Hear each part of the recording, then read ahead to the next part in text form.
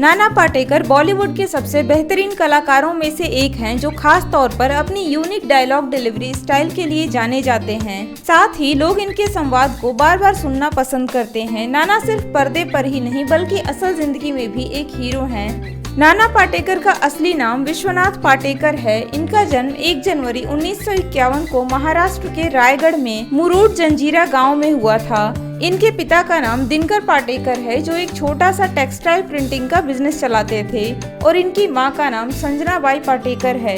इन्होंने अपनी पढ़ाई sir J institute of applied art Mumbai से की। नाना को बचपन से ही थिएटर का शौक रहा। वो अक्सर अपने पिता के साथ थिएटर देखने जाया करते। लेकिन जब नाना 13 साल के थे तभी इनके पिता को बिजनेस में बड़ा नुकसान हुआ, जिसके बाद इनके परिवार को आर्थिक तंगी का सामना करना पड़ा। हालात ऐसे हो गए कि 2 वक्त का खाना भी मुश्किल था।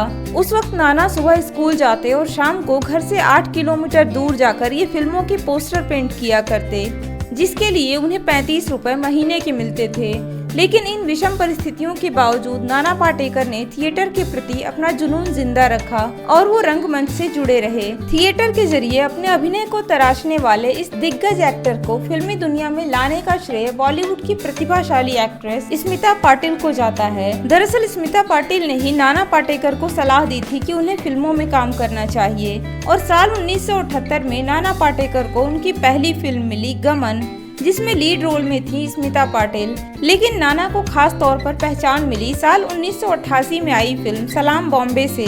सलाम बॉम्बे भारतीय सिनेमा की बेहतरीन फिल्मों में से एक रही, और इसी फिल्म के बाद नाना पाटेकर को फिल्म जगत में पहचान मिली। इसके बाद साल 1989 में इनकी अगली फिल्म आई परिंदा। इस फिल्म की शूटिंग के दौरान नाना पाटेकर बुरी तरह से आग की लपटों में घिर गए थे और उनके दोनों हाथ बुरी तरह से झुलस गए थे, जिसके बाद ये 2 महीने तक अस्पताल में रहे और 1 साल तक वो किसी भी फिल्म की शूटिंग नहीं कर पाए थे। साल 1991 में नाना पाटेकर ने अपनी पहली फिल्म डायरेक्ट की, प्रहार। इस फिल्म में नाना के साथ लीड रोल में थी माधुरी दीक्षित और डिम्पल कपाड़िया। ये फिल्म सुपरहिट रही थी। इसकी IMDb रेटिंग है 8। इसके अलावा इन्होंने कई बेहतरीन फिल्मों में काम किया और अपने अभिनय का लोहा मनवाया, जिनमें क्रांतिवीर, खामोशी, यशवंत, अब तक 56, अपहरण, वेलकम और राजनीति जैसी प्रमुख फिल्में शामिल हैं। नाना के पर्सनल लाइफ की बात करें तो इन्होंने साल 1978 में नील कांति से शादी की। दोनों का एक बेटा है, मल्हार पाटेकर। हालांकि नाना और उनकी पत्नी अलग हो गए हैं, लेकिन उन्होंने तलाक नहीं लिया है। भारतीय सिनेमा में नाना पाटेकर के बहुमूल्य योगदान के लिए इन्हें 3 बार नेशनल फिल्म अवार्ड्स और 4 बार बेस्ट एक्टर कैटेगरी में फिल्म फेयर अवार्ड से सम्मानित किया गया।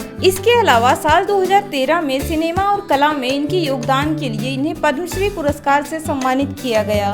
73 साल के हो चुके नाना पाटेकर आज ऐशो आराम से दूर बिल्कुल आम इंसानों की तरह सादगी भरा जीवन जीते हैं, और महाराष्ट्र की जनता इन्हें एक सच्चे समाज सेवी के रूप में जानती है। इनका एक फाउंडेशन भी है जो जरूरतमंद किसानों की मदद करता है। आपको बता दें कि नाना पाटेकर ने महाराष्ट्र में सूखे के समय कई किसानों के परिवार को आर्थिक सहायता देकर उन्हें आत्महत्या करने से बचाया था, और उनकी चैरिटेबल संस्था ने 700 से अधिक सूखाग्रस्त क्षेत्रों में जलाशयों का निर्माण भी करवाया।